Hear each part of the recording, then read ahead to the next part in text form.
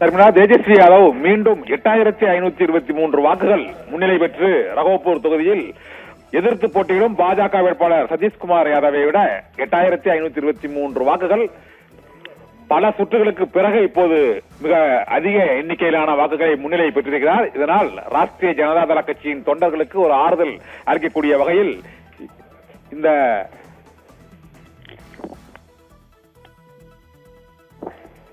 ரகோபூர் தொகுதியில் அவர் 19வது சுற்றில் இந்த வாக்குகள் வித்தியாசத்தில் அவர் முன்னிலை வகிக்கிறார்.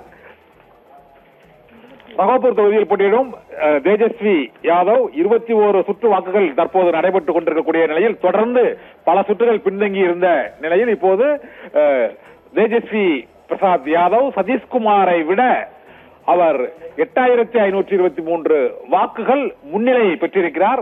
நீண்ட நேரத்திற்கு பிறகு 21 சுற்றுகளில் அவர் 8000 வாக்குகள் முன்னிலை பெறுவது தொடக்கத்தில் ஒரு 3 சுற்றுகள் முன்னிலை பெற்றிருந்த நிலையில் அதன் பிறகு இப்போதுதான் 8629 வாக்குகள் தற்போது சற்று கூடுதலாக 8629 வாக்குகள் 21 சுற்றுகள் முடிவடைந்த நிலையில் முன்னிலை பெற்றிருக்கிறார். இதனால் தேஜஸ்வி யாதவ் ரகோபூர் தொகுதியில் வெற்றி பெறுவார் என்ற நம்பிக்கை மீண்டும் துளிர்த்திருக்கிறது.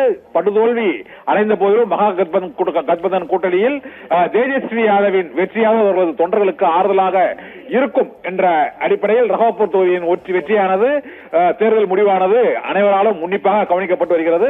தொடர்ந்து இப்போது முன்னிலை பெற்று வரும் தேஜஸ்வி யாதவ் 8629 வாக்குகள் அதிகமாக பெற்று முன்னிலை அடைந்திருக்கிறார். சதீஷ்குமார் யாதவ் அவரை விட 8629 வாக்குகள் பின்தங்கி இருக்கிறார். ரகோபூர் தொகுதியில் கடுமையான இழுபறி தேஜஸ்வி யாதவுக்கும் சதீஷ்குமாருக்கும் இடையே தொடர்ந்து ஏற்பட்டு வந்த நிலையில் 22வது சுற்றில் இந்த முன்னிலையை தேஜஸ்வி யாதவ் பெற்றிருக்கிறார். இன்னும் 8 சுற்றுகள் பாக்கி இருக்கின்றன.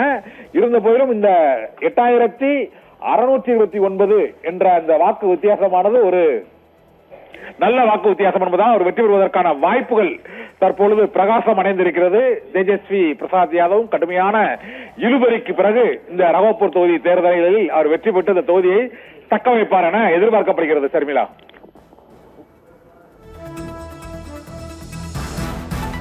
விரிவான தகவல்களை வழங்கியமைக்கு நன்றி கண்ணன்.